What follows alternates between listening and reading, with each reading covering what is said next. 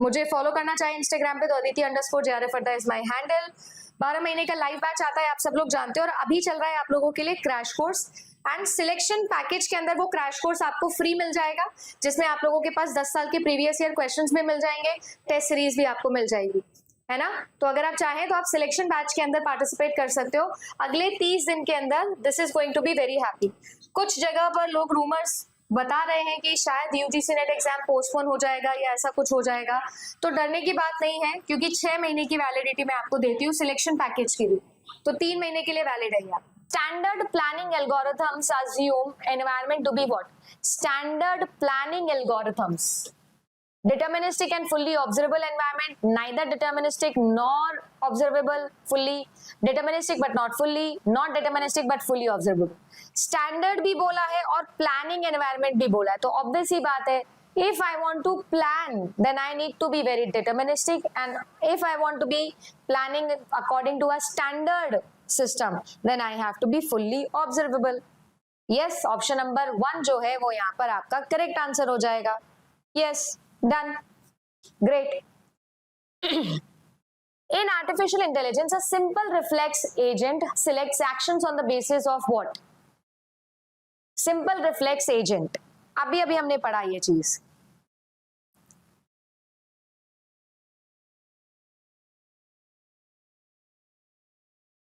So see, simple reflex agent में current percept जो किया, completely ignoring the rest of the percept history, rest of the history, both current. See, हमारे पास में ma'am simple reflex agent के अंदर कोई भी हिस्ट्री वाला कॉन्सेप्ट होता ही नहीं है। A simple reflex agent is a agent which only works according to the if then rule, simple as that, only and only up to the if then rule पे ये काम करता है। Okay, next, an agent can improve its performance by perceiving, by responding, by learning or by observing. Good one, good question and very simple question. अभी अभी हमने बात करी थी, the best available agent is a learning agent. A learning agent.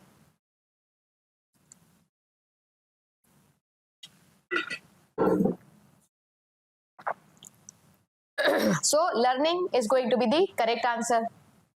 अभी जो मैंने आपको सेल्फ ड्रिवन कार का एग्जांपल दिया था। नेक्स्ट देखिएगा, semi dynamic environment, neither static nor dynamic.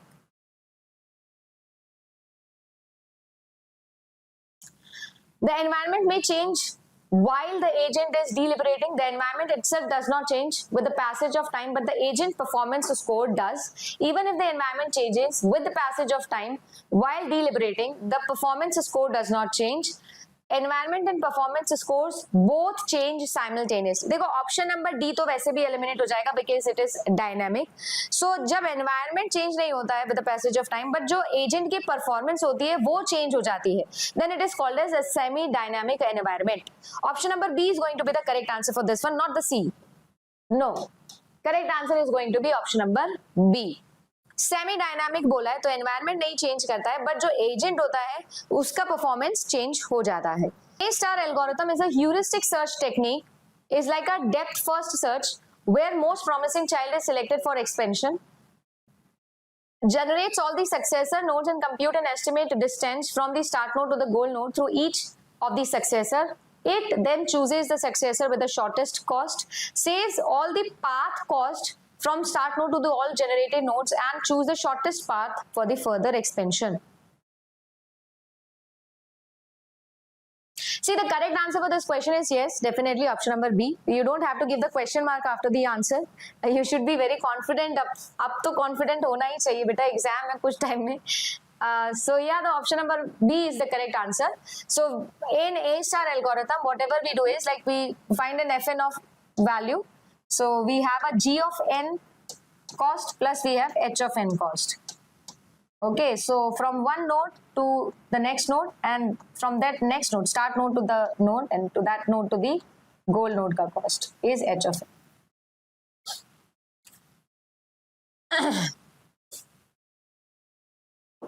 Next, how does a randomized hill climbing choose the next move each time? Hill climbing, randomized, stochastic hill climbing. It generates a random move for the movest and accept this move. It generates random move for the whole state space and accept this move. Generates a random move for the move set and accept this move if the move improves the evaluation function. It generates a random move for the whole state space. So obviously अभी हमने stochastic पढ़ा ही था.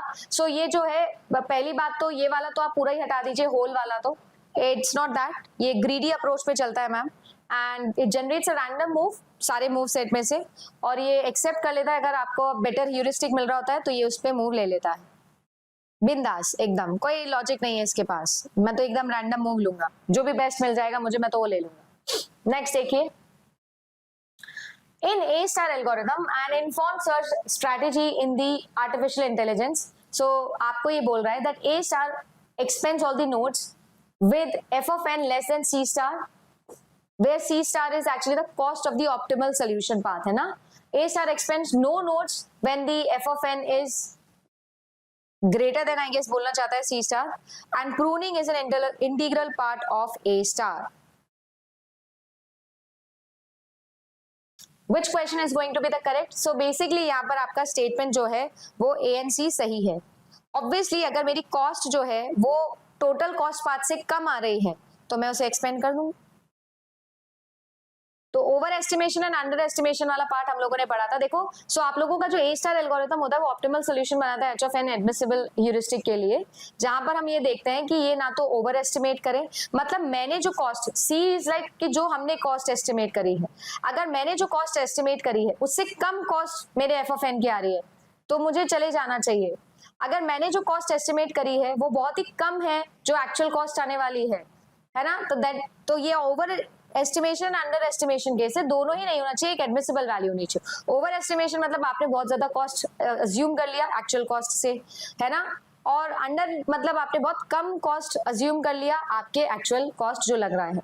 सो ये दोनों से होता है. And then you prune, obviously जो भी आप लोगों की वैल्यू होती है.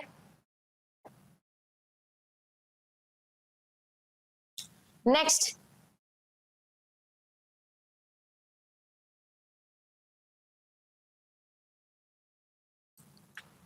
consider the following terminology where you have to choose list 1 and list 2 according to the space complexity. Time complexity नहीं दी हुई है, हमें इतनी आदत है to solve time complexity का question that we might get confused. So BFS, DFS, depth limited and iterative deepening search.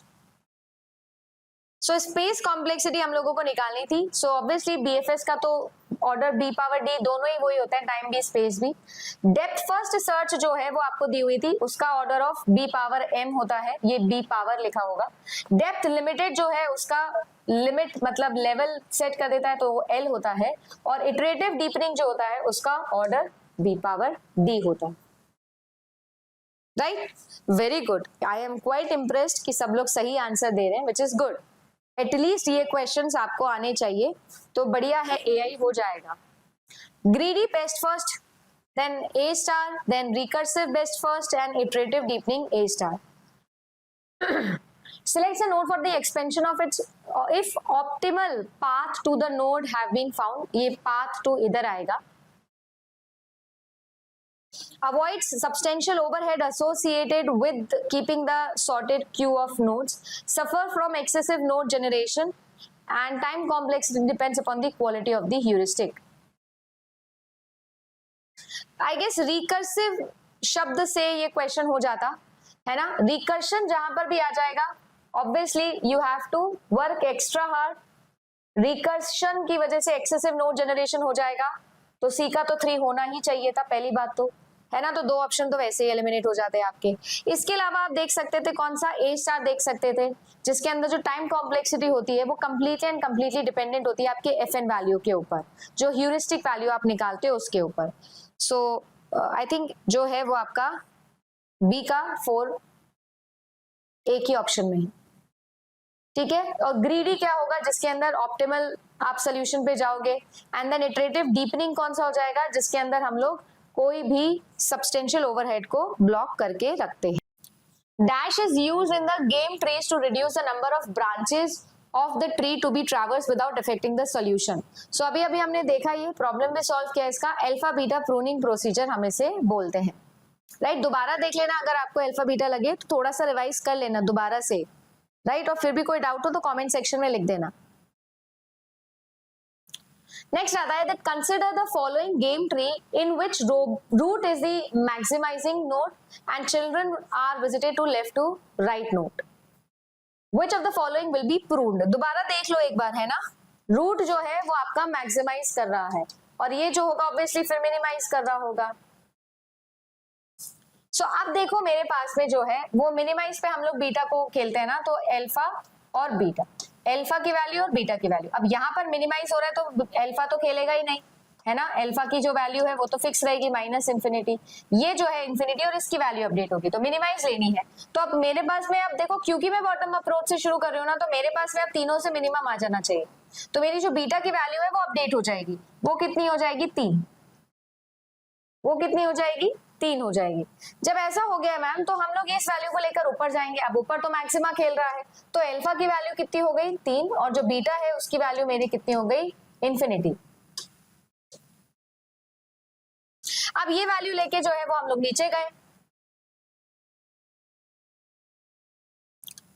अब जब नीचे जाओगे तो वैल्यू आपके पास में मिनिमम है, तो मिनिमम वैल्यू में सबसे पहले तो देखो 2 ही लोगे और जब 2 ले लोगे तो आपकी प्रूनिंग हो जाएगी, तो आप लोगों का H और I जाना ही नहीं। समझ गए, H और I जाना ही नहीं है, सही है ना। अरे यार यहाँ पर जो है वो आपका अल्फा और बीटा में से पता लग गया ना कि ये तो 3 था और क्योंकि यहाँ बीटा खेल रहा था तो अभी 2 आया, तो alpha greater than equals to beta हो गया ना। तो ये वाली नोड और ये वाली नोड को जाने की जरूरत ही नहीं है, एवेलुएट करने की जरूरत ही नहीं है।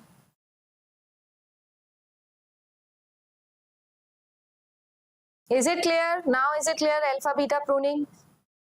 Give me a thumbs up in the live chat if it is clear now. It's a very good question, okay? It's a very scoring question. Should be done. Should be done. Next, you have a minimax problem. Again, simple ही है ये तो, minimax करना है तो obviously max लेना है, तो इधर तो 4 आ गया है, इनमें से आप लोगों का 6 आ जाएगा, इनमें से आप लोगों का 9 आ जाएगा, इन सब में से आपको मिन लेना है तो 4 आ जाएगा, है ना। इधर जो है वो आप लोगों का मैक्स खेल रहा था तो 5 आ जाएगा, इधर जो है वो 7 आ जाएगा, इधर जो है वो 5 आ जाएगा, इधर जो है वो 1 है, इधर जो है वो 7 है और इधर जो है वो 6 है, तीनों में से मिनिमम 1 आ जाएगा। इन तीनों का मैक्सिमाइज लेना है तो आपके पास में 5 आ जाएगा। मिनी मैक्स में तो कुछ करना नहीं है शायद है ना, मिनी मैक्स में तो कुछ करना नहीं है। अब आपको ये करना है कि आपको इसे अल्फा बीटा प्रूनिंग से करना है और मुझे बताना है कि कौन कौन सी नोड्स जो है वो यहाँ पर प्रून हो जाएगी, ये आपको बताना है कमेंट सेक्शन के अंदर। लेट मी सी कितने लोग सही करते हैं इस क्वेश्चन को। A genetic algorithm is a stochastic hill climbing search in which a large population of state is maintained. In a non-deterministic environment, agents can apply an and or search to generate a contingent plan to reach the goal state. तो देखो बात ऐसी है, दोनों ही statement बिल्कुल true लिखे हुए हैं, है ना। दोनों ही स्टेटमेंट जो है वो आपके बिल्कुल ट्रू लिखे हुए हैं, both of them are correct. And और ग्राफ से हमको एक बेटर सोल्यूशन मिल जाता है। This is the numerical question, ये मेरे पेपर में आया था, सो आइए इसको सॉल्व करते हैं।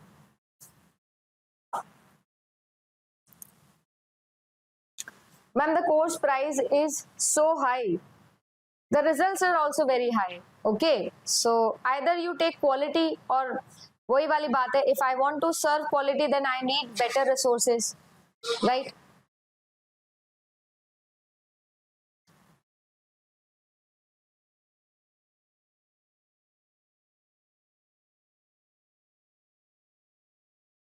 Let the population of chromosomes in genetic algorithm is represented in the terms of a binary number which is given to you. So now the f of x function is given to you as x square and the population is also given to you. So आपको fitness जो है वो chromosome की find out करनी है,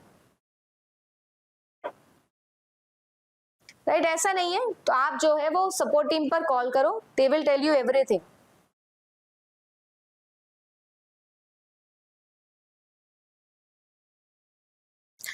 अब इस question के अंदर सबसे पहले तो आपको फिटनेस फंक्शन निकालना आना चाहिए कि हम फिटनेस फंक्शन निकालेंगे कैसे।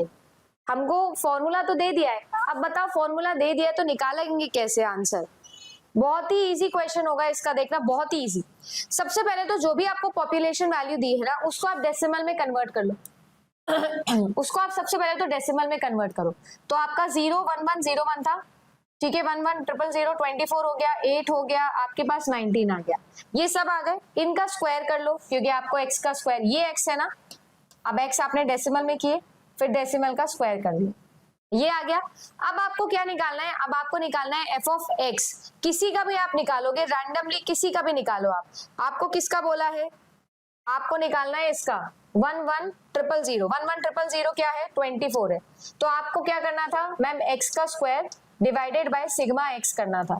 तो x का स्क्वायर कितना आया मेरे पास में मैम, 576 आया, और इसको डिवाइड करना था तो इन सबके टोटल से डिवाइड कर दो। सिग्मा मतलब होता है टोटल सम, तो 576 प्लस 64 प्लस 361।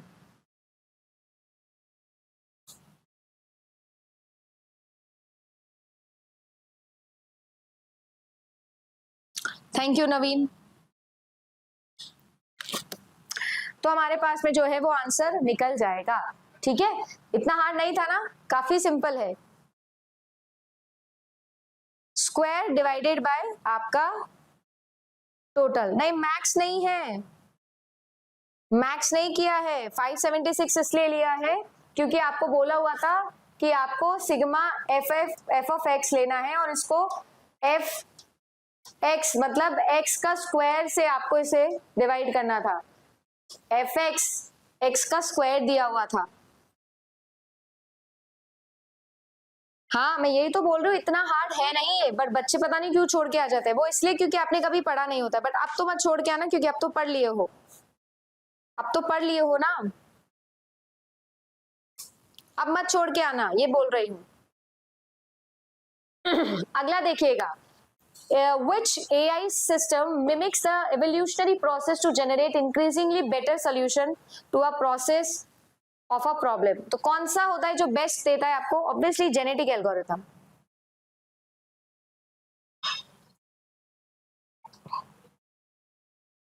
देखो अरे इस क्वेश्चन के अंदर आपको बोला गया था कि मेरे पास में पॉपुलेशन वैल्यूज गिवन है, इन सभी पॉपुलेशन वैल्यूज को बाइनरी में गिवन है, तो सबसे पहले आप इनका डेसिमल बना लो, वो आपकी एक्स वैल्यू आ जाएगी। अब आपको बस ये फॉर्मूला लगाना है जिसमें एफ ऑफ एक्स को डिवाइड करना है आपको सिग्मा एफ एक्स से।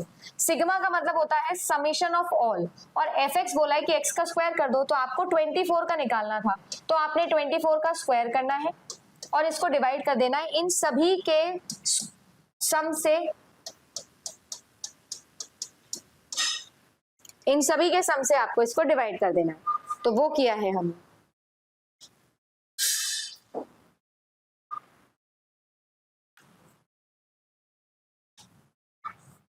जेनेटिक एल्गोरिथम है ना। नेक्स्ट देखो मैम, 2025 दिसंबर बैच में, तो क्या मुझे दिसंबर 2026 का बैच लेना होगा? दिसंबर 2025 में हो आप, मतलब कब लिया है आपने? 12 महीने की वैलिडिटी होती है ना।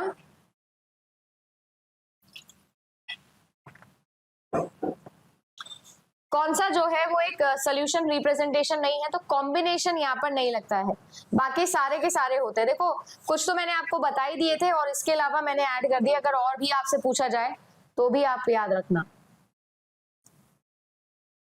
ठीक है। एनकोडिंग, सिलेक्शन, क्रॉसओवर ये अपन ने पढ़ा था। म्यूटेशन इतने सारे टाइप के होते हैं। Fuzzifier is a part of a fuzzy system, inference engine is a part of a fuzzy system. तो देखो बात ऐसी है, दोनों ही बातें बिल्कुल ठीक है ना। फजीफायर, डीफजीफायर, रूल, इफ देन और इन्फरेंस इंजन सब कुछ सिस्टम का पार्ट होता है। आप देखो ध्यान से, यहाँ पर आप लोगों को बोला हुआ है कि आपके लिए एक सपोर्ट क्या, एक पॉइंट वैल्यू दी है जिसके अंदर आपको म्यू ऑफ ए 0.5 दिया है। अब 0.5 दिया हुआ है तो बोलिए भाई क्या करना है, 0.5 दिया है तो मैम देखिए, अगर ग्रेटर देन होता, ग्रेटर देन 0 होता केवल, तो मैं सपोर्ट बोल देती, 1 के बराबर होता तो कोर बोल देती। अब 0.5 बोला है एग्जैक्टली, तो मैं बोलूंगी इसको क्रॉसओवर।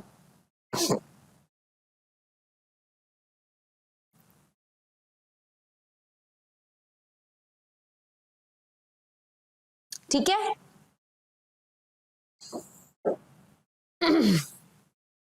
नेक्स्ट देखो देखो एक न्यूमेरिकल करके देख लेते हैं सो दैट हमें थोड़ा सा कॉन्फिडेंस आ जाए। आपसे ये बोला जा रहा है कि मेरे पास में जो है वो देखो दो सेट्स दिए हुए हैं आपको, आर और एस, दोनों फजी सेट्स हैं, मेंबरशिप फंक्शंस दोनों की गिवन है। आपको ये बोल रहा है कि हमने क्या किया है, यूनिवर्स ऑफ एक्स एलिमेंट और यूनिवर्स ऑफ जेड एलिमेंट्स में हमने मैक्स मिन कॉम्पोजिशन बनाया है। मैक्स मिन, पहले मैक्स करना है और फिर मिन करना है, तो आपका क्या कॉम्बिनेशन बनेगा ये आपको निकालना था। ठीक है, तो देखो मैं करूंगी तो टाइम ज्यादा लगेगा, पर मैं वैसे आपको बता देती हूँ। जब मुझे मैक्स मिन फाइंड आउट करना होता है ना, तो आप लोग देखिएगा आपका जो वैल्यूज है उसमें आप लोग देखिए मिन अंदर जाएगा, मैक्स बाहर आएगा, ऑब्वियस ही बात है। तो अब आप लोगों ने लिया आपका वैल्यू ऑफ देखो x1 के लिए, अब देखो ये 0.6 है आप लोगों का, तो आपने 0.6 यहाँ लिखा। ये आप लोगों का 0.8 है, तो आपने यहाँ पर 0.8 लिया। फिर आप लोगों के पास में क्या है, 0.4 है, तो आप 0.5 लोगे इसके साथ, देखो है ना। एंड देन आप लोगों का 0.6 है, अगेन आप लोग अपना नेक्स्ट वैल्यू लोगे। तो इस तरीके से आपने क्या किया, मिनिमम निकाल दिया, फिर उनका मैक्सिमम ले लिया। फिर x2 z2 के लिए आपने क्या किया, आपने नेक्स्ट वैल्यूज निकाल ली। सो पहले मिन निकाला, फिर आपने मैक्स निकाला, क्योंकि अंदर क्या लिखा हुआ था, मिन लिखा हुआ था।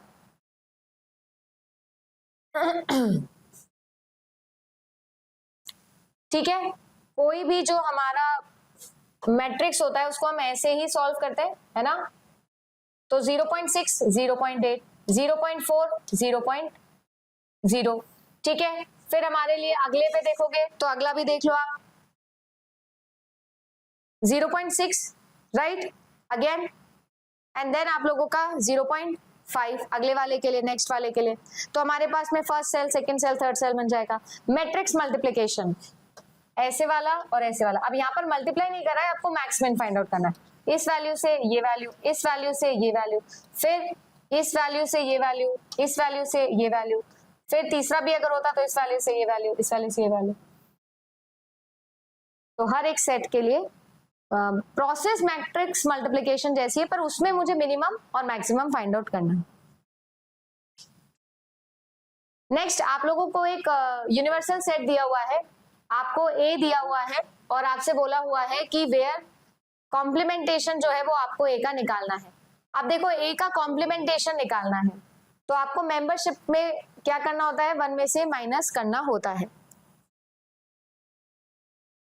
आपको क्या करना होता है, मेंबरशिप में से माइनस करना होता है। तो 1 तो था ही नहीं, जब 1 था ही नहीं तो मतलब 0 था मेरे सेट में, तो ये 1,1 हो जाएगा। 1 माइनस 0 3 था, 3 कितना था 0.7, तो 3 अब कितना हो जाएगा 3.003।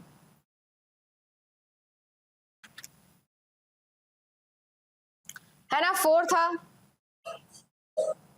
नहीं था मैम, 4 0 था तो 1 आ गया। 6 था मैम 0.8 तो 0.2 आ गया। 7 नहीं था तो मैम आ गया। कि 2 इनपुट बुलियन फंक्शन है जो लीनियरली सेपरेबल होंगे कि नहीं होंगे, ये आपसे एग्जाम के अंदर पूछा गया था, है ना। अब देखो इस पूरी सिचुएशन के अंदर अगर आप लोग देखोगे तो हमें पता है कि हमें एंड का, और का, नैंड का, नॉर का, एक्सॉर का, सभी का हमको क्या बनाना आता है, सभी का हमको ट्रूथ टेबल बनाना आता है। अब बस उस ट्रूथ टेबल में 0 1 0 1 वैल्यूज होती है। अब आप सोचना कि जब मैं कंस्ट्रक्ट कर रही होंगी इस चीज को तो मेरे पास में 0 और 1 वैल्यूज होंगी। उन 0 और 1 वैल्यूज को आप क्या करो, एक ग्राफ में कंस्ट्रक्ट कर दो और ग्राफ में कंस्ट्रक्ट करके देखो कि आपके पास में सारी 0 0 वाली एक तरफ और 1 1 वाली एक तरफ हो रही है। अगर ऐसा हो रहा है तब तो वो लीनियरली सेपरेबल है, अगर ऐसा नहीं हो रहा है तो वो लीनियरली सेपरेबल नहीं है। जैसे कि आप लोग एक्सॉर में देख लो, एक्सॉर का ग्राफ बनाओ, ट्रूथ टेबल बताओ मुझे। एक्सॉर के अंदर आपको पता है ए है, ये बी है, ठीक है ना, और ये आपका एक्सॉर कर रही हूं मैं। अब आप लोग यहाँ पर नोटिस करना, तो आपके पास में क्या होता है, सेम पर तो लो आता है मैम और डिफरेंट पर हाई आता है।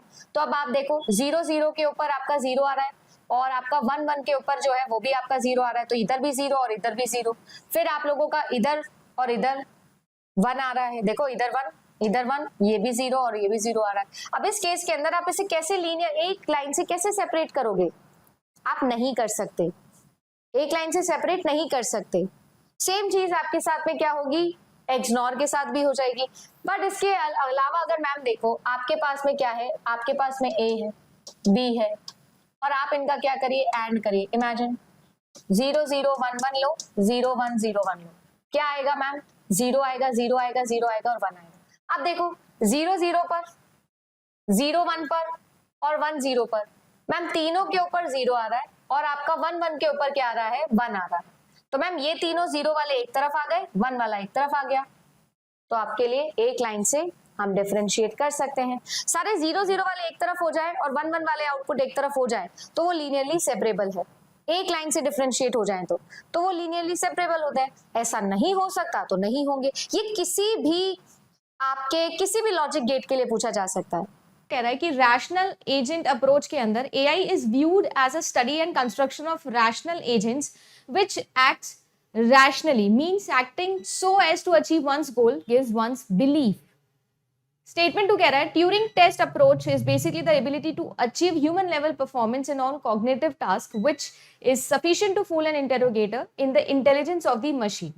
दोनों में से कौन सा स्टेटमेंट सही है, क्या दोनों गलत है, दोनों सही है, ये आप लोगों का एग्जाम का क्वेश्चन बन सकता है। तो देखो आर्टिफिशियल इंटेलिजेंस के अंदर अगर ये वर्ड रैशनल एजेंट की मैं बात करूं तो रैशनल एजेंट एक ऐसा एजेंट होता है या बेसिकली रैशनलिज्म एक ऐसी क्वालिटी होती है किसी भी एक ह्यूमन माइंड की जिसमें वो हर चीज का अच्छा और बुरा सोच के ही कोई डिसीजन लेता है। लाइक सारे प्रोज एंड कॉन्स वो सोचेगा, अच्छे से समझेगा कि क्या इस डिसीजन से लेने से मुझे फायदा होगा या नुकसान होगा, क्यों मुझे ये डिसीजन लेना चाहिए, सारा मतलब अच्छे से सोच समझ के अगर कोई डिसीजन लिया जाता है। और यही चीज, यही जो रैशनैलिटी है ये मशीन्स के अंदर डालने की हम कोशिश कर रहे हैं। तो स्टेटमेंट नंबर 1 बिल्कुल ठीक है, बिल्कुल सही बात यहाँ पर कह रहा है। जहां तक बात आती है यहाँ पर ट्यूरिंग टेस्ट अप्रोच की, तो देखो ट्यूरिंग टेस्ट क्या हुआ था हम सब लोग अच्छे से जानते हैं। ट्यूरिंग टेस्ट एक ऐसा टेस्ट था जिसके अंदर एक ह्यूमन बीइंग और एक मशीन, ठीक है ना, इन दोनों के लिए सेम सेट ऑफ क्वेश्चंस बनाए गए थे और दो सेपरेट रूम के अंदर एक जगह ह्यूमन बीइंग से सेम क्वेश्चन पूछे गए और मशीन से सेम क्वेश्चन पूछे गए और नोटिस किया गया कि मशीन ने बिल्कुल सेम आंसर दिए जैसे ह्यूमन बीइंग आंसर कर रहा था, यानी दोनों के कॉग्निशन में कोई भी फर्क नहीं देखा गया। यही हमारा ट्यूरिंग टेस्ट था। तो क्या ये स्टेटमेंट भी बिल्कुल ठीक है कि इंटेरोगेट को पता ही नहीं चला कि कौन सी मशीन है कौन सी है, उसको फूल कर दिया हमने? तो बिल्कुल ठीक बात है, यानी दोनों के दोनों स्टेटमेंट यहाँ पर बिल्कुल सही बात कह रहे हैं, कुछ भी गलत इसके अंदर नहीं है। So therefore both of the statement 1 and 2 are correct, है ना, दोनों स्टेटमेंट इस कंडीशन के अंदर आपके सही हो जाएंगे। नेक्स्ट क्वेश्चन देखो, एक और स्टेटमेंट वाला क्वेश्चन है।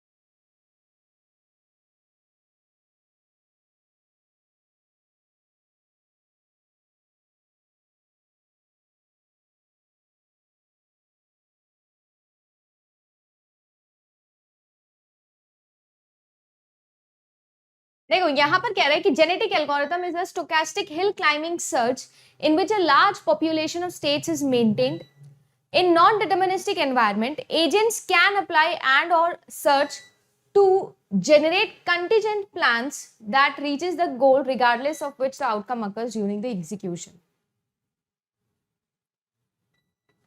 यहां पर भी both true। देखो एक वर्ड यहाँ पर लिखा हुआ है, कोई मुझे इस वर्ड का मतलब समझा सकता है क्या? स्टोकेस्टिक वर्ड लिखा हुआ है। What do you mean by this stochastic word?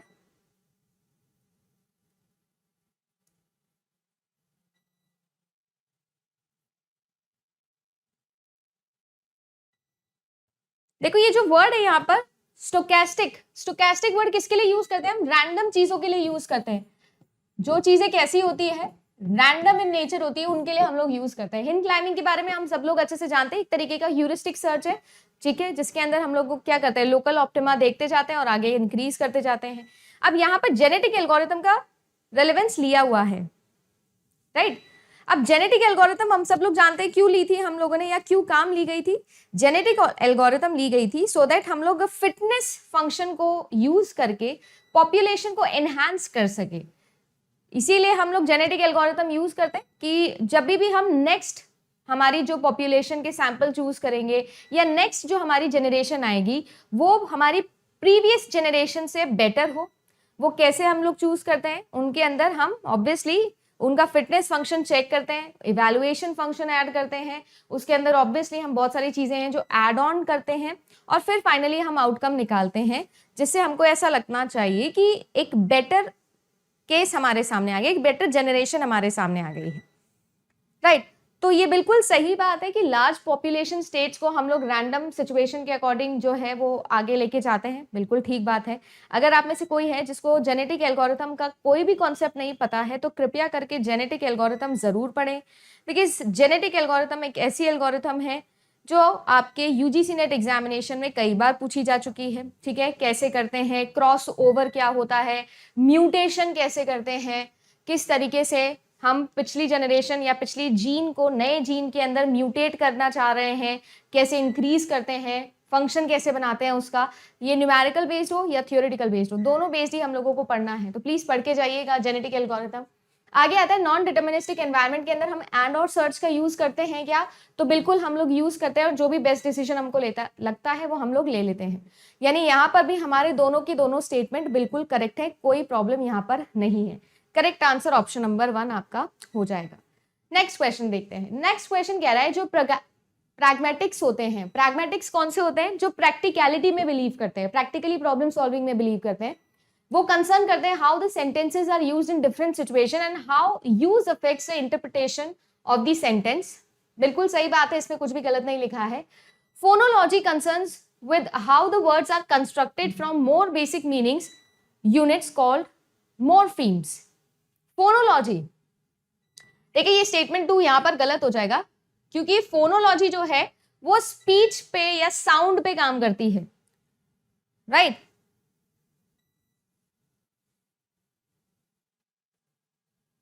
किस पे काम करती है, स्पीच पे काम करती है, साउंड पे काम करती है। किस पे काम नहीं करती है, मीनिंग पर नहीं काम करती है, बेसिक मीनिंग या रूट मीनिंग पे काम नहीं करती है। इसीलिए करेक्ट आंसर ये होना चाहिए आप लोगों का कि स्टेटमेंट नंबर 1 तो ठीक है, बट स्टेटमेंट नंबर 2 जो है वो ठीक नहीं है, आपका फॉल्स है। तो करेक्ट आंसर हो जाएगा इस क्वेश्चन का ऑप्शन नंबर 4। अगर बात की जाए तो मॉर्फोलॉजी होती है, क्योंकि मॉर्फ का मतलब ही होता है अलग अलग फॉर्म्स लेना। मॉर्फ का मतलब ही क्या होता है, फॉर्म लेना। जैसे कि अगर आप लोगों को याद हो तो हम लोग इन अपना जो ऊप्स के फीचर होते हैं, ऊप्स के फीचर में भी हम लोग पढ़ते हैं पॉलीमॉर्फिज्म। पॉलीमॉर्फिज्म, इसमें ये जो मॉर्फिज्म है ये यही वाला मॉर्फिज्म है कि एक ही चीज के अलग अलग फॉर्म निकालना, राइट। वेयर एज पॉली का मतलब क्या होता है, मेनी होता है। जब एक ही चीज बहुत सारे फॉर्म ले ले, बहुत सारे रूप ले ले, तो उसको हम लोग पॉलीमॉर्फिज्म बोलते हैं। इनहेरिटेंस, पॉलीमॉर्फिज्म, ये सारी चीजें हम ऊप्स के फीचर में पढ़ते थे, if you remember. Next question देखते हैं।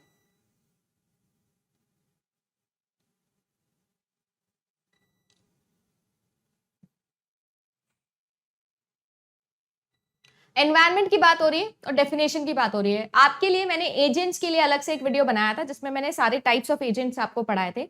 आइए, फुल्ली ऑब्जर्वेबल है, डिटर्मिनिस्टिक है, सेमी डायनामिक है या डिस्क्रीट है।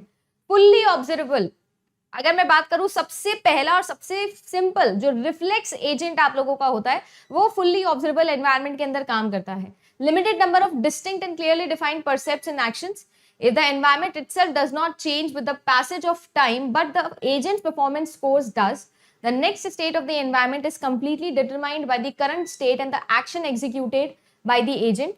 An agent sensor gives its access to the complete state of the environment at each point of the time. अगर मैं यहाँ पर आपको मैच द कॉलम करने बोलूँ कि कौन सा एजेंट या बेसिकली कौन से एनवायरनमेंट किसको रिलेट कर रहा है, फुल्ली ऑब्जर्वेबल कौन सा होता है, हर समय हमको सब पता हो। फुल्ली ऑब्जर्वेबल मतलब हर समय हमको सब कुछ पता हो। सिंपल रिफ्लेक्स एजेंट जिसके अंदर काम करते हैं, इसमें तो कोई प्रॉब्लम ही नहीं है। देन आता है आपका डिटर्मिनिस्टिक, जिसमें मुझे पता होता है कि नेक्स्ट क्या होने वाला है, नेक्स्ट कौन सी स्टेट होने वाली है, सब कुछ पता होता है, स्ट्रैटेजिक होता है। ये कंप्लीटली ऑपोजिट होता है आपके रैंडम के या स्टोकेस्टिक वर्ड जो अभी हम लोग यूज कर रहे थे, उसके कंप्लीटली ऑपोजिट ये चलता है, राइट। तो ऑब्वियसली अगर मुझे पता है कि करंट स्टेट क्या है, करंट स्टेट के अकॉर्डिंग मुझे नेक्स्ट स्टेप क्या लेना है, तो उसके लिए हम कौन सा यूज करते हैं, डिटर्मिनिस्टिक यूज करते हैं। यानी कि P का होगा 4 और Q का होगा 2, सॉरी Q का होगा 3, ठीक है जी। P का 4, Q का 3, ये और ये ऑप्शन तो वैसे एलिमिनेट हो जाते हैं। चलिए नेक्स्ट देखते हैं। सेमी डायनामिक की बात यहाँ पर की जा रही है। तो सेमी डायनामिक कौन सा होता है? जो खुद से ऑफ कोर्स चेंज नहीं कर सकता, है ना। सेमी डायनामिक जो खुद से चेंज नहीं कर सकता है, तो आर का होना चाहिए यहां पर 2। करेक्ट आंसर होना चाहिए ऑप्शन नंबर 1।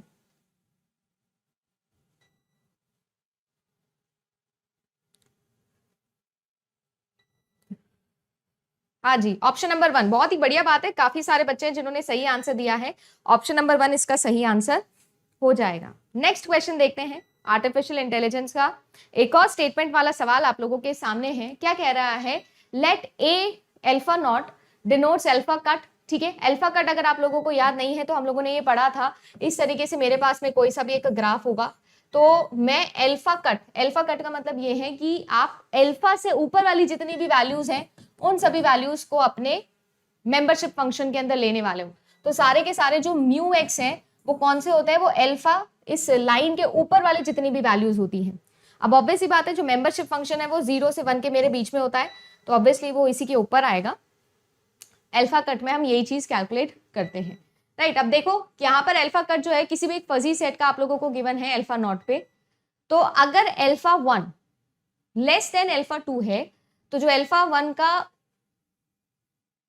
सेट है वो एक सबसेट होगा किसका? दूसरे वाले अल्फा कट का सबसेट। ओके, चलो बढ़िया है, बढ़िया क्वेश्चन है। सॉल्व करिए और मुझे बताइए क्या होगा।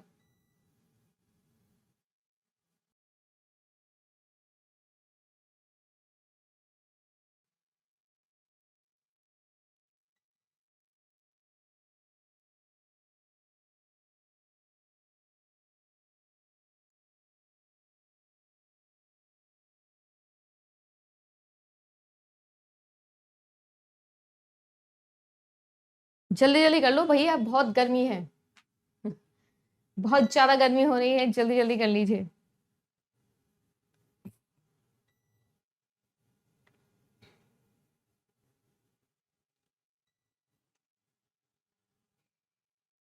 इन शॉर्ट देखो ये क्या कहना चाह रहा है, आपके पास में दो सेट हैं, ए अल्फा 1 और ए अल्फा 2, है ना। अभी ऐसे कह रहा है कि अगर अल्फा 1 छोटा है अल्फा 2 से, तो ये जो सेट है ये भी छोटा होगा आपके अल्फा 1 वाले सेट से। ये कहना चाह रहा है, छोटा होगा, ऑब्वियसली सबसेट बोला हुआ है। तो ये हमेशा ट्रू होता है क्या? ये हमेशा ट्रू होता है। देखो इस क्वेश्चन को ऐसे डायरेक्टली हम ऐसा नहीं बोल सकते ट्रू करो या फॉल्स करो। ऑब्वियसली कुछ एग्जाम्पल लेने होंगे, सॉल्व करना होगा, उसके बाद ही हमको पता चलेगा कि हम क्या कर सकते हैं, राइट। अब कैसे हम चेक कर सकते हैं? कोई भी एक नॉर्मल से एग्जाम्पल आप ले लो, जैसे कि यहाँ पर मैंने एक एग्जाम्पल लिया हुआ है, बहुत कम बच्चे जिन्होंने करेक्ट आंसर दिया है। ऑप्शन नंबर 1 यहाँ पर सही आंसर आपका होगा। कैसे होगा? मान लीजिए कि आपके पास में कोई एक सेट है, ठीक है ना, जिसके अंदर 1 से लेकर 3 तक के वैल्यूज हैं, और जो मेंबरशिप फंक्शन है उसको हम लोगों ने डिफाइन किया हुआ है किससे? x अपॉन x प्लस 2 से। तो ऑब्वियसली बात है 1, 2 और 3 के लिए हम लोग क्या निकाल लेंगे? मेंबरशिप फंक्शन निकालेंगे। जैसे फॉर एग्जांपल मैंने निकाल लिया 1 अपॉन 1 प्लस 2 यानी 0.3, 2 अपॉन 2 प्लस 2 0.5, 3 अपॉन 3 प्लस 2 यानी कि 0.6। तो मेरे पास में जो सेट मेंबर्स आ गए हैं वो कैसे आए होंगे? बेसिकली देखो ऐसा 1, 0.33, राइट। फिर मेरे पास में आए होंगे 2, 0.5, फिर एक आया होगा 3, 0.6। इस तरीके से मेरे पास में 3 फंक्शंस आ गए हैं। फॉर एग्जांपल मैंने अल्फा की वैल्यू ली है 0.2, तो 0.2 लिए है तो मेरे लिए तीनों के तीनों ही 0.2 से बड़े हैं। तो मेरे पास में अल्फा के लिए इफ अल्फा इज 0.2, मेरे पास में वैल्यू आएगी 1, 2 और 3। अल्फा कट हम ऐसे ही निकालते हैं बिल्कुल बेसिक तरीके से। अब मैं इससे छोटा वैल्यू ले रही हूँ या इससे उल्टा ले लो, बड़ा वैल्यू ले लो। जैसे फॉर एग्जाम्पल मैंने 0.5 ले लिया, सेम केस के ऊपर आप 0.5 लगाओ और आप लोग सेट ले लो 2, 3। अब अगर आप इस केस के अंदर देखोगे ना, तो क्या आपके पास में हमेशा सबसेट आएगा? बिल्कुल हमेशा सबसेट आएगा। अगर आपने आपके अल्फा की वैल्यू छोटी ली है तो डेफिनेटली आप लोगों का जो सेट है वो भी छोटा ही हो जाएगा अपने आप, कोई इसमें डाउट नहीं है। एक एग्जाम्पल के साथ भी कर लीजिए, एक एग्जाम्पल के साथ भी कर सकते हैं आप, राइट। तो करेक्ट आंसर जो है वो इस केस में क्या हो जाएगा कि स्टेटमेंट नंबर 1 जो है वो बिल्कुल ठीक कह रहा है, कोई गलत बात नहीं कह रहा है। ये हर बार होगा आपका, ठीक है ना। अगर आप इसको डायग्राम से देखो तब भी आपको ये समझ में आ जाएगा। मेरे पास में 2 अल्फा वैल्यूज है ना, तो ऑब्वियस ही बात है मैम, ये वाला जो वैल्यू है अगर अल्फा की वैल्यू छोटी है मेरे लिए तो ऑब्वियस ही बात है कि मैं इन्हीं को लूंगी, क्यों? दोनों का इंटरसेक्शन ही तो आ सकता है ना। आगे कह रहा है given a fuzzy set with membership function आप लोगों को गिवन है alpha cut for the fuzzy set x is equal to 0.4 will be x3 and x4। इस कंडीशन के अंदर अगर आप लोग देखोगे तो x3 और x4 ही होंगे क्या? 0.4 में कौन कौन आएगा? क्या 0.4 में 0.4 भी आएगा? मुझे एक चीज बताइएगा, क्या 0.4 में जब अल्फा की वैल्यू 0.4 है तो क्या मैं 0.4 को भी इंक्लूड करती हूँ या नहीं करती हूँ? जल्दी से लाइव चैट में लिखकर बताइए। उससे बड़ी तो आएगी, यानी कि x1 भी आएगा, x2 भी आएगा, क्या है ये x4। तो देखो x1 आ रहा है यहाँ पर, तो x3 आ रहा है, तो आई डोंट थिंक ये सही है क्योंकि x1 तो आना ही चाहिए था। तो वैसे भी ये स्टेटमेंट गलत हो जाता है। करेक्ट आंसर ऑप्शन नंबर 1 आपका हो जाएगा। आता है क्या? अगर अल्फा की वैल्यू मैंने ली हुई है कितनी? 0.4, तो क्या आएगा? 0.4 भी आएगा, बिल्कुल आएगा, है ना, बिल्कुल आएगा। यानी कि मेरे पास में इस फजी सेट का आंसर आएगा x1, x3 और x4। पर यहां पर केवल ये दो लिए हुए हैं, x1 नहीं लिया हुआ है, so therefore this statement is false. Next question देखिए।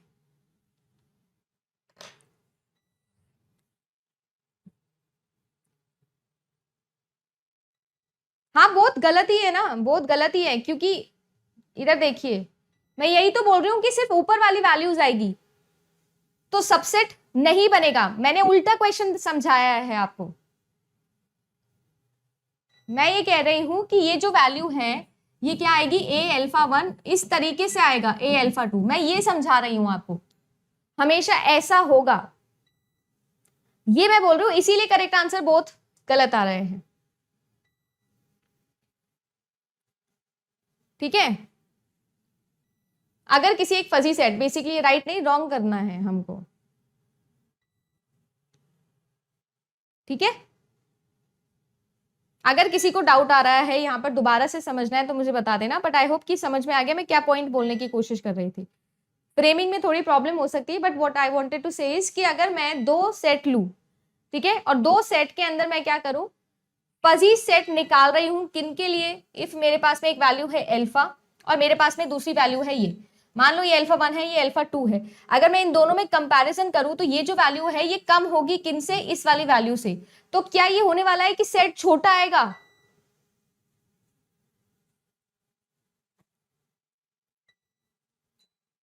ठीक है,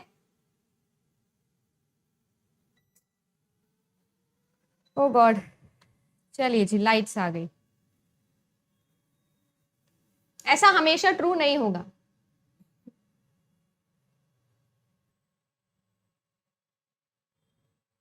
अब 4 इनपुट न्यूरॉन वेट्स लाइक 1 2 3 4 आपके पास में है। The transfer function of linear with a constant proportionality being equal to 3, ठीक है। The input is 5 7 10 and 30। अगर आप लोगों को याद हो तो ANN के अंदर हम लोगों ने ये चीज पढ़ी हुई है, और अगर ANN आप लोगों को याद हो तो इस तरीके से न्यूक्लियर फंक्शंस होते थे मेरे, ठीक है ना। तो ऑब्वियसली दिस इंटू दिस करके ये वैल्यू, दिस इंटू दिस करके ये वैल्यू निकालते थे, दिस इंटू दिस करके ये वैल्यू निकालते थे। और आप लोगों को फैक्टर ऑलरेडी गिवन है, जो सबको इन्फ्लुएंस कर रहा है वो 3 गिवन है, तो इन सबको सम करके 3 से मल्टीप्लाई करोगे तो आपका आंसर आ जाएगा। सिंपल सा क्वेश्चन है, इसमें कुछ ज्यादा डिफिकल्ट होने नहीं वाली आपको। तो बेसिकली 1 मल्टीप्लाई बाय 5 करना है, प्लस करना है 2 मल्टीप्लाई बाय 7, प्लस करके 3 मल्टीप्लाई बाय 10, प्लस करके 4 मल्टीप्लाई बाय 30, और इन सब को मल्टीप्लाई कर देना है 3 से, तो यही आपका आंसर आ जाएगा। ठीक है,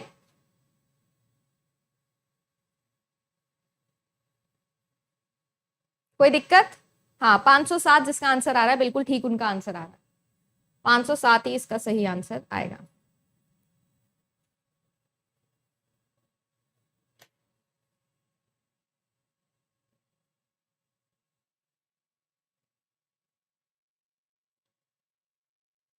नेक्स्ट क्वेश्चन देखिए। नेक्स्ट क्वेश्चन कह रहा है कि a search algorithm is monotonic if it is guaranteed to find a minimum और a minimal path to a solution whenever such a solution exist. क्या ऐसी हम एल्गोरिथम को मोनोटोनिक बोलते हैं क्या? बिल्कुल गलत बात यहां पर ये लिखी हुई है। मोनोटोनिक हम एक ऐसी एल्गोरिथम को बोलते हैं जो एल्गोरिथम ना तो कभी इंक्रीज होती है ना कभी डिक्रीज होती है, एक सेम लाइन में चलती है ना। बोरिंग भी बोलते हैं ना, मोनोटोनिक हो जाता है, मोनोटोनस हो गया है, ठीक है, तो ये मोनोटोनिक नहीं होती है। दूसरा है ओमनीसेंट। ओमनीसेंट का मतलब होता है विच इज प्रेजेंट एवरीवेयर। आपसे ये कह रहे हैं कि agent who knows actual outcome of its action and acts accordingly. But ये रियलिटी में इम्पॉसिबल है, बिल्कुल सही बात यहाँ पर लिखी है. Rational agent does the right thing but rationality is important और is possible in real world. ये भी बिल्कुल सही बात है, ह्यूमन बींग्स में होती है ना. तो आपसे ये पूछा जा रहा है क्या कौन कौन सा स्टेटमेंट ट्रू है, तो करेक्ट आंसर ऑप्शन नंबर 3 आपका हो जाएगा. दैट इज कि 2 और 3 तो सही है पर फर्स्ट सही नहीं है. मोनोटोनिक नहीं होता, ऐसे एल्गोरिथम को हम एडमिसिबल बोलते हैं. क्या बोलते हैं? एडमिसिबल बोलते हैं. अगर आप सभी लोगों को याद हो तो हम लोगों ने ए स्टार एल्गोरिथम पढ़ी हुई है. सभी को याद है क्या? इसमें ए स्टार में ए का मतलब एडमिसिबल ही होता है, राइट? ए स्टार के अंदर जो ए है वो एडमिसिबल वैल्यू ही है. और इसी पर क्वेश्चन बनते हैं आप लोगों के, है ना. एच ऑफ एन की वैल्यू आप लोगों से पूछी जाती है. होपफुली आप लोगों को याद हो, आपके नोट्स में आर्टिफिशियल इंटेलिजेंस के जो नोट्स मैंने आपको दिए उनमें भी ये चीज मैंने मेंशन करी हुई है. चलो एक और सवाल करते हैं. मिन मैक्स का सवाल है आप लोगों के सामने. What will be the value of the root using min max value. Root value निकालनी है और मिन मैक्स ट्री आप लोगों को गिवन है. बिना बोले भी हमको ये समझ में आती है वैल्यू कि ये क्या होगा, मैक्स होगा, ये क्या होगा, मिन होगा, राइट. फिर कौन खेलेगा? फिर मैक्स खेलेगा, फिर कौन खेलेगा? मिन खेलेगा. ठीक है जी, चलिए आइए कैलकुलेट करते हैं. अब आपके पास में 4 3 8 है. अब देखो यहाँ पर प्रूनिंग तो हो नहीं सकती. अल्फा बीटा प्रूनिंग होती तो प्रूनिंग कर देते, पर इसमें तो पूरा का पूरा कैलकुलेशन ही करना पड़ेगा. तो मिन वैल्यू यहाँ पर 3 आ जाएगा, यहाँ पर 1 आ जाएगा. इन दोनों का मैक्सिमम लेना है तो इनके पास में आपके पास में 3 वैल्यू आ जाएगी. अगर यहाँ पर देखें तो मिन वैल्यू आएगी तो 2 आ जाएगा, यहाँ पर आपके पास में 4 आ जाएगा, राइट. अगर यहाँ पर बात करें तो 7 आ जाएगा, यहाँ पर बात करें तो आपके पास में 2 आ जाएगा. और इन सब का आपको मैक्सिमम लेना है तो 7 वैल्यू आ जाएगी, इधर 2 वैल्यू आ जाएगी. अब इन तीनों का मिनिमम लेना है तो यहाँ पर आपके पास में 2 वैल्यू आ जाएगी. सिमिलरली सिंपल केस है, 1 9 और 0 है. मिनिमम आपका होने वाला है तो 0 वैल्यू यहाँ पर आएगी, यहाँ पर 3 वैल्यू आएगी, यहाँ पर 0 अगेन आ जाएगा, यहाँ पर 2 आ जाएगा. इन तीनों का मैक्सिमम वैल्यू यहाँ पर आनी है तो देखो यहाँ तो 0 आ जाएगा, इन दोनों का मैक्सिमम वैल्यू 3 आ जाएगा. ये आप लोगों के पास में 3 आएगा, ये आप लोगों के पास में 1 आएगा, इन तीनों का मैक्सिमम 3 आएगा. और यहां पर देखें तो 2 मिनिमम आ जाएगा, यहां पर देखें तो 0 मिनिमम आ जाएगा, तो मैक्स आपका हो जाएगा 2. करेक्ट आंसर आप लोगों का हो जाएगा option number 1, that is 2.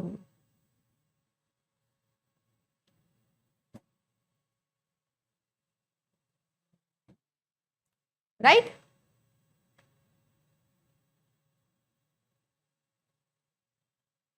Easy है. तो ये क्वेश्चन जो है ये तो बड़ा इजी हो गया. पर मैं अगर आप लोगों को बोलूं कि अल्फा बीटा प्रूनिंग से आंसर निकाल के दिखाइए, आंसर तो सेम ही आएगा बट समय कम लगेगा. अल्फा बीटा प्रूनिंग जो है ना उससे आंसर निकाल के दिखाइए. आप कोई मुझे बता सकता है कि अल्फा बीटा प्रूनिंग के अंदर हम प्रून कब करते हैं? प्रून का मतलब क्या होता है? जो मेरे लिए अनडिजायरेबल स्टेट्स हैं उनको हम प्रून कर देते हैं. उन स्टेट्स पे हम कभी जाएंगे नहीं, उनको कैंसिल कर देंगे. तो यहां पर अगर मैं आप लोगों से पूछूं कि अल्फा बीटा प्रूनिंग लगानी है तो मेरे पास में क्या कंडीशन होती है? ये तो बेसिक गेम है, ये तो सभी लोग जानते हो, इसका आंसर तो सबको निकालना आता है. इस तरीके से मैंने निकाल दिया. अब मैं आप लोगों से ये पूछ रही हूं कि मुझे बताओ अल्फा बीटा प्रूनिंग अगर करते तो कौन कौन सी एज है जो यहाँ पर प्रून होती, ये मुझे जानना है.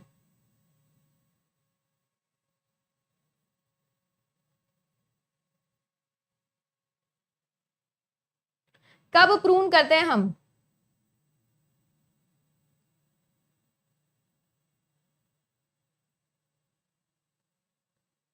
Alpha greater than beta then prune. Sure. देखो यहाँ पर मेरे पास में अल्फा वैल्यू होती है और बीटा वैल्यू होती है. तो अल्फा को मैं क्या लेके चलती हूँ? Minus infinity. और बीटा को हम क्या लेके चलते हैं? इन्फिनिटी लेके चलते हैं. ये मैंने सही लिखा है क्या? अल्फा बीटा प्रूनिंग के अंदर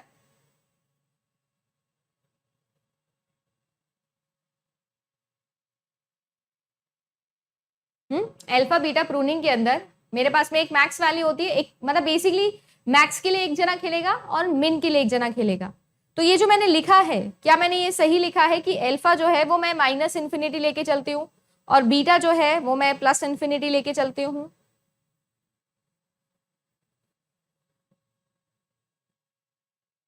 सही लिखा है ना. और मैं ये कह रही हूँ कि जो अल्फा है उसकी वैल्यू अगर greater than equals to beta आ जाए तो हम क्या कर देते हैं? प्रून कर देते हैं. ये भी सही है क्या? ये जो है ये मैक्स के लिए खेल रहा है और ये जो है ये मिन के लिए खेल रहा है. क्या ये भी मैंने सही लिखा है क्या?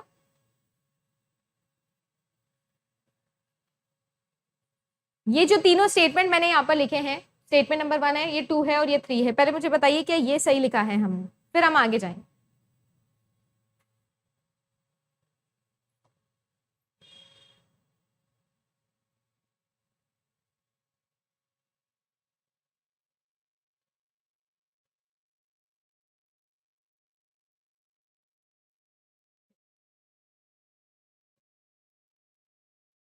बिल्कुल ठीक है। तो चलिए आइए यहाँ पर चेक करते हैं, अल्फा जो है वो किसके लिए खेल रहा है, मैक्स के लिए खेल रहा है। तो यहाँ पर अल्फा खेल रहा है, यहाँ पर बीटा आएगा, फिर से अल्फा आएगा और फिर से बीटा आएगा। अब बीटा की वैल्यू मैंने इन्फिनिटी ले ली है सबसे पहले ही। अब बीटा क्या करेगा, अगर मुझे इससे छोटी कोई वैल्यू मिल जाएगी तो मैं उसे रिप्लेस कर दूंगी। बीटा क्या करता है, मुझे अगर छोटी वैल्यू मिल गई तो मैं उसे कर दूंगी यहाँ पर रिप्लेस।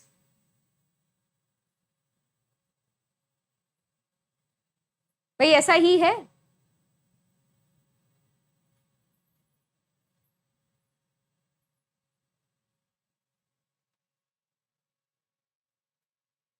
ऐसा ही है, राइट। यहाँ पर अल्फा जो है वो मेरे लिए माइनस इन्फिनिटी है, जो बीटा है वो मेरे लिए इस वक्त इन्फिनिटी है। सिमिलरली बीटा जो है वो मेरे लिए इन्फिनिटी है और अल्फा जो है वो मेरे लिए माइनस इन्फिनिटी है। माइनस इन्फिनिटी अल्फा है और बीटा जो है वो मेरे लिए इन्फिनिटी है। बीटा इन्फिनिटी है, alpha is equals to minus infinity है। अब मैं क्या करने वाली हूँ, मैं यहाँ पर एक वैल्यू लेने वाली हूँ। किसके लिए लेने वाली हूँ, कौन यहाँ पर गेम खेलने वाला है, बीटा खेलने वाला है। तो मैं यहाँ पर क्या करने वाली हूँ, बीटा चूज करेगा वैल्यू फॉर अल्फा। तो मैं क्या करूंगी, एक ऐसी वैल्यू लेने वाली हूं जो मिनिमम वैल्यू देगी अल्फा को। तो यहां पर अगर हम लोग देखें तो माइनस इन्फिनिटी दिया हुआ है और यहां पर 3 है। तो क्या मैं यहां पर रिप्लेस कर दूं 3 से, क्या मैं यहां पर माइनस इन्फिनिटी को रिप्लेस कर दूं 3 से?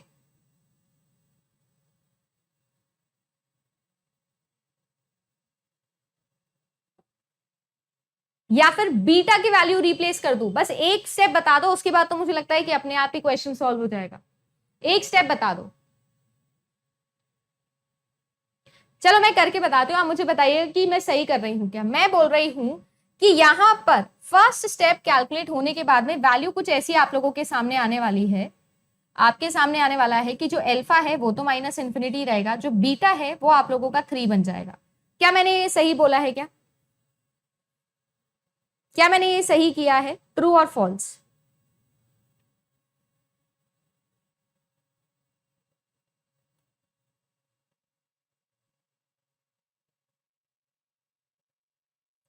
सही लिखा है क्या मैंने ये?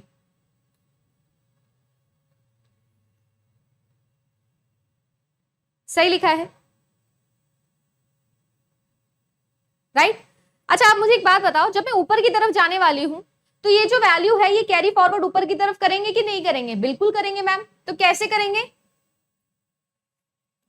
कैसे क्या मैम, अल्फा को ऊपर लेके चले जाएंगे हम लोग। तो यहां पर अगर मैं बोलूं वैल्यू, तो यहां पर जो बीटा है उसकी वैल्यू कितनी आ रही है, 3 आ रही है। और अल्फा की वैल्यू कितनी होने वाली है इस केस में, ऊपर वाले केस में कितनी होने वाली है? वाई नो भाई, ठीक तो कर रही हूं, क्या दिक्कत है मैम? यहां पर जो है वो मैक्सिमम आ जाएगा, यहां पर अल्फा की वैल्यू 3 हो जाएगी, राइट। बीटा से तो कोई मतलब ही नहीं है क्योंकि बीटा तो यहाँ खेल ही नहीं रहा है। यहां पर अल्फा की वैल्यू बीटा से ले ली है 3, राइट, यहां से ले ली है 3। अगर यहां पर आप नोटिस करो तो बीटा की वैल्यू कितनी आ जा रही है, 1 आ जा रही है। यानी कि मुझे आगे जाने की जरूरत होगी क्या, या मुझे करने की जरूरत होगी क्या कुछ सॉल्व? बिल्कुल भी नहीं सॉल्व करने की जरूरत होगी। नंबर ऑफ प्रून्स निकालिए यहां पर इस केस के अंदर।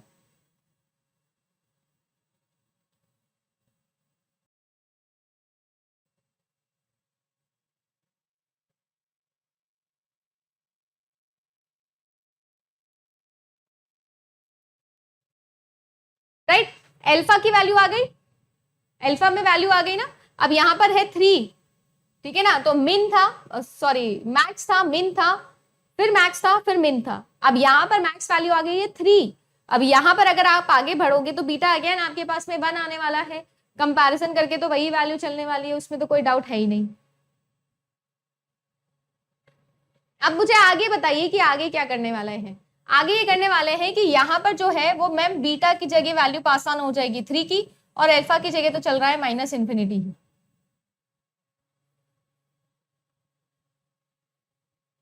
अब आएंगे हम लोग इस वाले केस पे, इस वाले रूट पे आएंगे ना।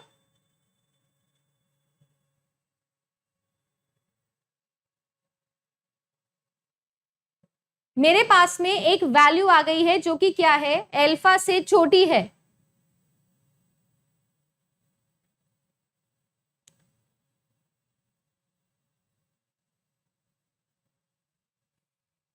यहां पर मेरे पास में एक वैल्यू आ गई है 6 नंबर ऑफ प्रून्स। चलिए देखते हैं, मुझे बता दीजिए कि यहाँ पर 3 था जो मैंने पास ऑन कर दिया है अल्फा के लिए। अब जब मैं ऊपर जाऊंगी तो यहाँ पर मेरे पास में एक वैल्यू आई है, कितनी, 3।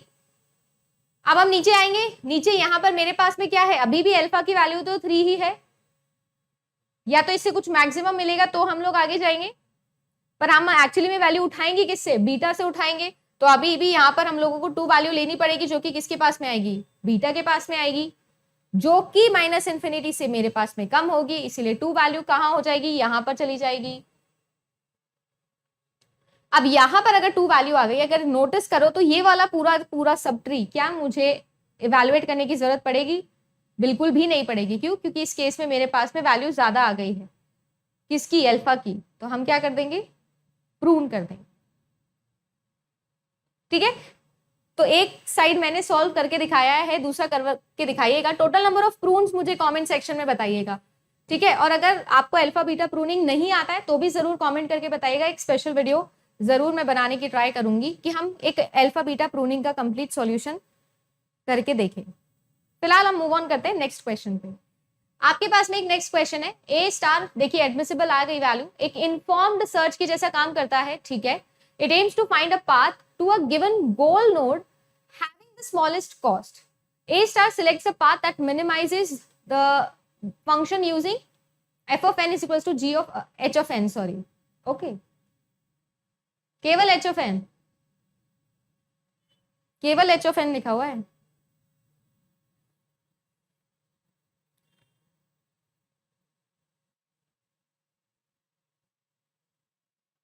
केवल h of n लिखा हुआ है, मेरे हिसाब से तो ये स्टेटमेंट गलत है। ग्रीडी बेस्ट फर्स्ट सर्च जो होती है, it tries to expand the node that is closest to the goal on the grounds that it likely to lead to the solution quickly. Okay, thus it evaluates the nodes by using just the heuristic function of f of n, g of n plus h of n. ये तो हम heuristic में use करते हैं, isn't it?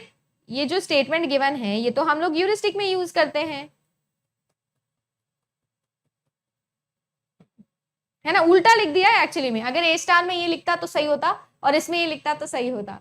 तो ये statement भी गलत हो जाता है क्योंकि ये नहीं होता है, उसमें तो सिर्फ F of N is equals to G of N होता है, सिर्फ और सिर्फ हम G of N calculate, H of N calculate करते, सॉरी, है ना, कि उस नोड से फाइनल नोड पर पहुंचने का क्या कॉस्ट है।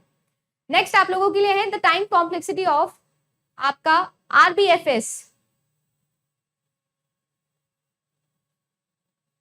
सेकंड ट्रू नहीं है, सेकंड फॉल्स है।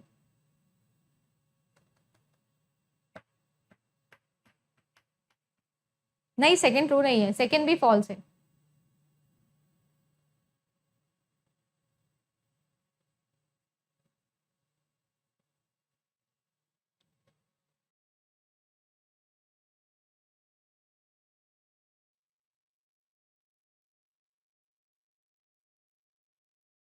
बेस्ट फर्स्ट जो सर्च होती है आप लोगों की, उसकी एक्यूरेसी जो है वो heuristic function and how often the best path changes at the nodes are expanded, तो इसकी टाइम कॉम्प्लेक्सिटी इस पर डिपेंड करती है। ये तो बिल्कुल सही बात है, इसी पर डिपेंड करती है। Stochastic hill climbing search algorithm evaluates all the neighbor nodes at the time and selects one to the closest to the solution state. नहीं, ये भी गलत है, ये स्टेटमेंट भी गलत है, बिल्कुल ठीक। RDX का आंसर ऑप्शन नंबर 3 यहाँ पर सही आंसर आएगा। ऐसा नहीं होता है, स्टोकेस्टिक हिल क्लाइंबिंग ऐसा काम नहीं करती है। One closer to the solution state होता ही नहीं है इसके पास में, ये तो लोकल मैक्सिमा देखते रहती है, इसको नहीं पता होता है वैल्यू।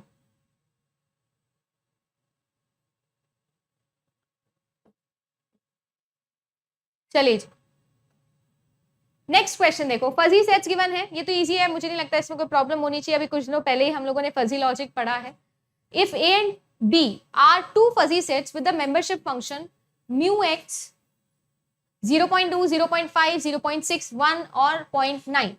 म्यू बी भी आप लोगों को गिवन है और आप लोगों को निकालना है क्या, इंटरसेक्शन। और इंटरसेक्शन और यूनियन दोनों ही हमने निकालना सीखा हुआ है। एक में मिनिमम निकालना होता है, एक में मैक्सिमम निकालना होता है, राइट? एक में मिनिमम, एक में मैक्सिमम।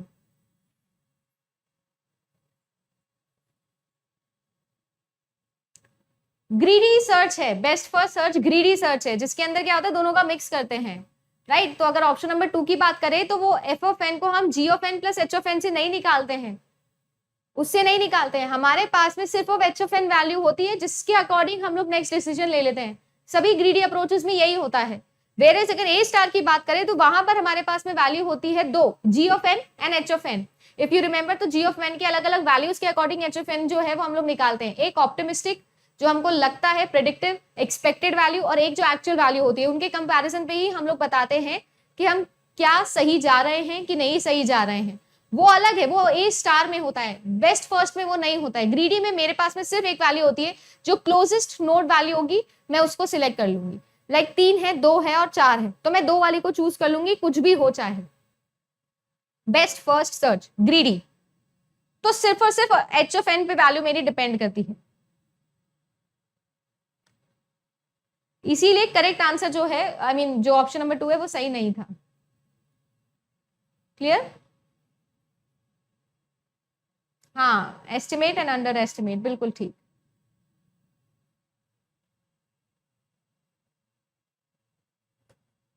चलो जी, नेक्स्ट क्वेश्चन। मिनिमम निकालते हैं कि मैक्सिमम निकालते हैं कि क्या करते हैं बताओ जी? यूनियन में मैक्सिमम निकालते हैं, इंटरसेक्शन लिखा है मिनिमम निकालेंगे, तो दोनों में से मिनिमम निकाल लो। 0.2 है, 0.1 होगा तो 0.1 होगा, 0.5 0.5 तो 0.5 होगा, 0.6 0.2 तो 0.2 होना चाहिए था। ओहो हो, तो ये तो गलत लग रहा है मुझे, ट्रू बताना था, ये तो गलत हो गया। देखो ना, 0.6 आ गया, 0.2 आना चाहिए था। नेक्स्ट देखो, the height H A of the fuzzy set is defined as, okay, चलिए बताइए, हाइट किसको लेते हैं हम लोग? मैक्सिमम वैल्यू, जो भी मेंबरशिप मेरे को मैक्सिमम वैल्यू देगा वही तो होगा सपोर्ट, जिसको हम लोग बोलते हैं। तो मैक्सिमम वैल्यू जो है वो 1 होती है, बिल्कुल ठीक बात है, मैक्सिमम सपोर्ट वैल्यू 1 ही होती है। If A and B two fuzzy set given है, आपको क्या निकालना है इस बार? आपको निकालना है वैल्यू ऑफ म्यू कॉम्प्लीमेंट। अच्छा, कॉम्प्लीमेंट वैल्यू निकालनी है। कॉम्प्लीमेंट वैल्यू कैसे निकालते हैं जी?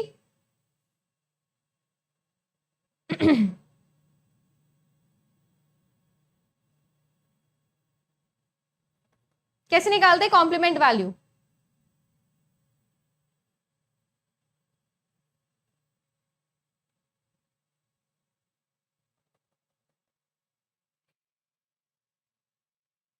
बताओ मैम, पहले आप ए यूनियन बी कर दो, देखो लिखा हुआ है, और ये जो भी वैल्यू आए उसको 1 में से माइनस कर दो। ये किसके लिए यूज कर रहे हैं? म्यू के लिए यूज कर रहे हैं, ये भी करके देखा हुआ है हम लोगों ने। पहले ए यूनियन बी निकाल लो, दोनों का ऐड कर लो, फिर उसके बाद में 1 से उसको माइनस कर दो। यूनियन कैसे निकालते हैं? मैक्सिमम करके, हाँ 1 माइनस करके। बहुत बढ़िया दिमाग लगाया ना। तो सबसे पहले तो यूनियन करेंगे, यानी कि मैक्स वैल्यू निकालेंगे, तो 0.6 आ जाएगी, देखो ठीक है। उसके बाद में मेरे पास में क्या वैल्यू आ जाएगी? 0.5 आ जाएगी, फिर मेरे पास में 0.4 आ जाएगी, फिर मेरे पास में 0.7 आ जाएगी, फिर मेरे पास में क्या आ जाएगा? 0.8 आ जाएगा। ये आ जाएगा क्या मैक्स करके? मैक्स करके ये आ जाएगा क्या?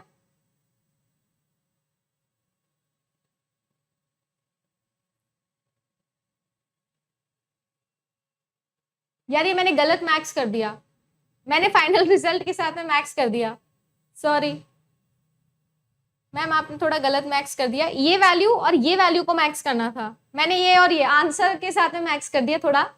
तो 0.6 0.9 है तो मेरे पास में 0.9 आएगा, 0.5 0.2 है तो मेरे पास में 0.5 आएगा, 0.1 एंड 0.6 है तो मेरे पास में 0.6 आएगा, 0.7 0.8 है तो मेरे पास में 0.8 आ जाएगा, देन 0.8 एंड 0.5 है तो मेरे पास में अगेन 0.8 आ जाएगा। और अब आप क्या करेंगे? इनमें से 1 को, या 1 में से इन सब वैल्यूज को माइनस करेंगे। तो करेंगे तो क्या आएगा? 1 माइनस 0.9 तो 0.1 आएगा, 1 माइनस 0.5 तो 0.5 आएगा, 1 माइनस 0.6 0.4 आएगा, 0.2 0.2। तो ये स्टेटमेंट भी आपका बिल्कुल ठीक है, यानी 2 भी ठीक है और 3 भी ठीक है। तो correct answer option number 2, hopefully G 2 ही है। Next,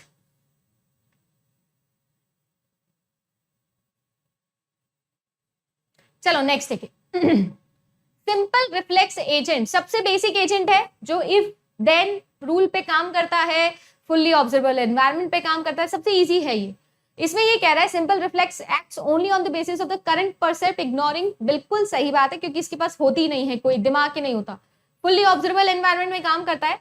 infinity loops are often unavoidable for a simple reflex agent operating in partially observable environment. ये भी बिल्कुल ठीक बात है क्या?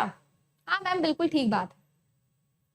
Infinity loops are often unavoidable, अगर पार्शियली आपने इसको पार्शियली ऑब्जर्वेबल एनवायरनमेंट में डाल दिया तो इंफिनिटी लूप में ये चला जाएगा, तो बिल्कुल ठीक बात है। ऑल ऑफ दी अबव यहाँ पर सही आंसर हो जाएंगे सिंपल रिफ्लेक्स के लिए,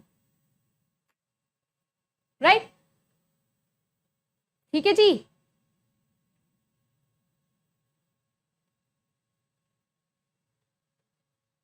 चलो नेक्स्ट क्वेश्चन देखें। नेक्स्ट क्वेश्चन जेनेटिक एल्गोरिथम का एक सवाल है आप लोगों के सामने।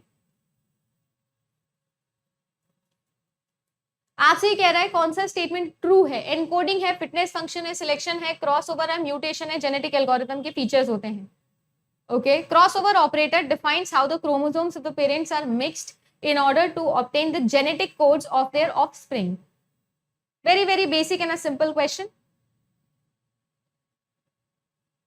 Both statement are true. Ma'am बिल्कुल ठीक बात है, बिल्कुल ठीक बात है, कोई प्रॉब्लम नहीं है इसके अंदर, बिल्कुल सही बात है।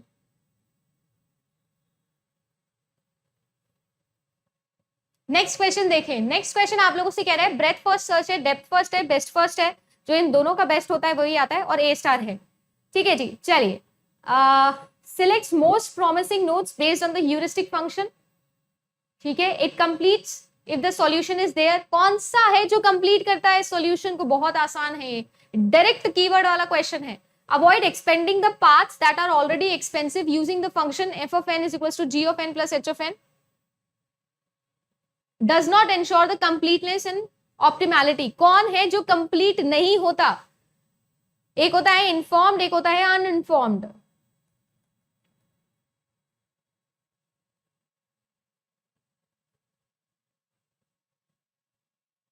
सबसे बड़ा प्रॉब्लम जो है वो डेप्थ फर्स्ट सर्च और बेस्ट ब्रेथ फर्स्ट सर्च का यही होता था कि ये कंप्लीट नहीं होते हैं, इसीलिए बेस्ट फर्स्ट आया जो कि कंप्लीट होता है ना। इन्फिनिटी प्रॉब्लम में चला जाता है डेप्थ फर्स्ट, और ब्रेथ फर्स्ट जो है वो आपको परफेक्ट सॉल्यूशन नहीं निकाल के देता था। तो अगर मैं बात करूं कि कंप्लीट सॉल्यूशन आपको कौन देता है, तो कंप्लीट सॉल्यूशन हमको देता है कौन?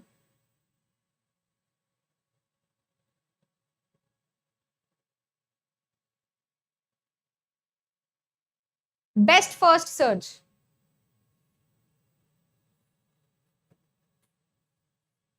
Right? Breath first search, depth first तो देगा नहीं क्योंकि ये इंफिनिटी में चला जाता है। ठीक है, अगर मैं बात करूं कि h of n plus g of n पे कौन काम करता है, तो आपका a स्टार काम करता है। बेस्ट फर्स्ट की अगर हम लोग बात करें तो बेस्ट फर्स्ट करेगा जो भी आपकी मोस्ट प्रॉमिसिंग नोड होगी, अभी अभी हमने देखा था, सिर्फ h of n के मदद से, सिर्फ h of n की मदद से जो है वो आपका नेक्स्ट मूव पकड़ लेगा।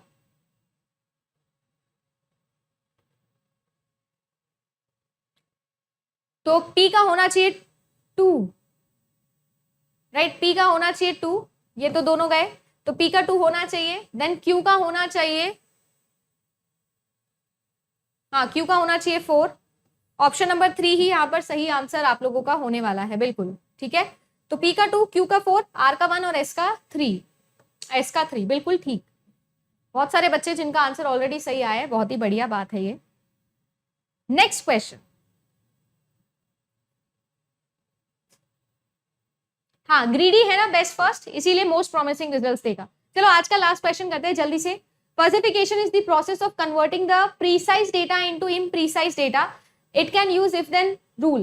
देखो आपके पास में कंप्लीट फर्सिफिकेशन एंड डीफर्सिफिकेशन होता है। तो आपके पास में एक होता है क्रिस्प सेट और एक आपके पास में होता है फजी सेट, है ना? क्रिस्प सेट और फजी सेट। दो तरीके के सेट होते हैं, तो क्रिस्प से फजी बनाना, फजी से क्रिस्प बनाना, और क्रिस्प से फिर से फजी बनाना। ये कंप्लीट प्रोसेस है फजिफिकेशन और डीफजिफिकेशन का।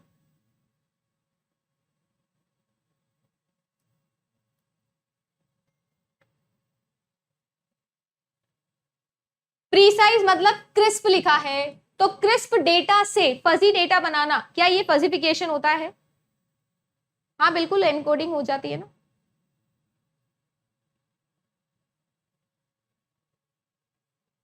हाँ तो बिल्कुल ठीक बात है ये। डीफजिफिकेशन उल्टा करता है, बिल्कुल ठीक बात है ना। अल्फा कट मेथड और centroid method, mean method, gravity method इसी में हम लोग यूज करते हैं। दोनों स्टेटमेंट बिल्कुल ठीक है यहाँ,